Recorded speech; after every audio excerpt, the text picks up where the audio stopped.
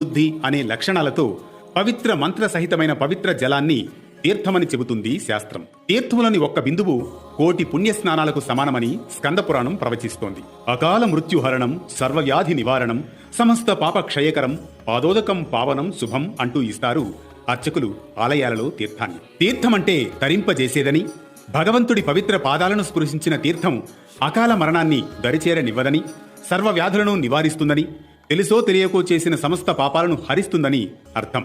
అందుకే పవిత్ర భావనతో తీర్థం సేవించాలంటాయి మన శాస్త్రాలు. భగవంతుని సన్నిధిలో శుద్ధమైన మంత్రోచ్చారణ సహితమైన జలం మనకు ఆధ్యాత్మిక శక్తినిస్తుంది. దేవాలయాల్లో మంత్రోచ్చారణతో ఇచ్చే తీర్థం విశేషమైన గుణం కలిగి ఉంటుంది. కొన్ని దేవాలయాలలో ఇచ్చే తీర్థాన్ని భక్తులు సేవిస్తారు. కొన్ని దేవాలయాల్లో తీర్థాన్ని కళ్ళలోకి చల్లుతారు. కాగా తీర్థాన్ని ఏ విధంగా స్వీకరించినా అది ఆధ్యాత్మిక శుద్ధి కోసం ఉపయోగించే పవిత్ర జలం. దైవానుగ్రహంతో మంత్రశక్తితో కలిసినదే తీర్థం. పాప పరిహారానికి, శరీరం మనస్సు శుద్ధికి ఉపకరించేదే తీర్థం. వేద సూక్తులు మంత్రోచ్చారణలతో జలానికి జీవశక్తి లభించి అది తీర్థంగా మారుతుంది. దేవతా ప్రతిరూపాలపై, విగ్రహాలపై అభిషేకం చేసిన పానీయాలు, ద్రవ్యాలు, పాలు, నీరు, చందనం తరువాత భక్తులకు తీర్థంగా ప్రసాదించబడతాయి.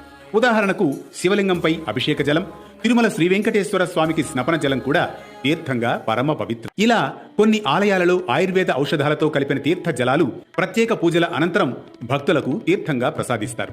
ఇవి శారీరక మానసిక రుగ్మతలకు, శ్వాసకోశ వ్యాధులకు, జీర్ణ ప్రక్రియకు ఉపశమనంగా భావిస్తారు, స్వీకరిస్తారు భక్తులు. అందుకే ఆలయంలో తీర్థాన్ని స్వీకరించేటప్పుడు శాస్త్రోక్తంగా భక్తి శ్రద్ధలతో ఒక నిర్దిష్టమైన పద్ధతిలో తీసుకోవాలని పండితులు చెబుతారు.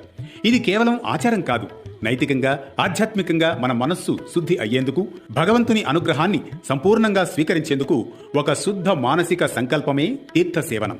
అరచేతిని గోకర్ణ హస్త ముద్రలో అనగా బొటనవేలును చూపుడు వేలుతో కలిపి చేతిని కొంచెం లోతుగా చేసి తీర్థాన్ని తీసుకునేటప్పుడు ఓం మాధవాయ స్వాహ, ఓం కేశవాయ స్వాహ, ఓం నారాయణాయ స్వాహ అంటూ మంత్రం పఠిస్తూ తీర్థాన్ని స్వీకరించాలి. సాధ్యమైనంత వరకు తూర్పు, ఉత్తర దిక్కు చూసేలా లేదా గర్భగుడి వైపు ముఖం ఉంచి భక్తి శ్రద్ధలతో తల వంచి తీసుకోవాలని మన శాస్త్రం చెబుతోంది. ఆ తీర్థాన్ని స్వీకరించిన తర్వాత కొంత తీర్థాన్ని తలపై చల్లుకోవాలి.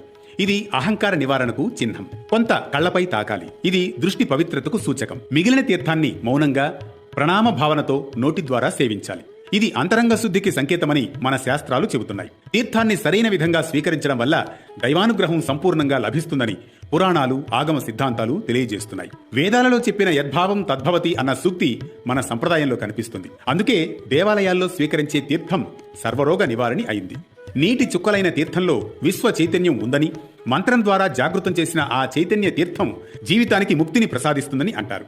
ధర్మాన్ని స్పృశించే దారిలో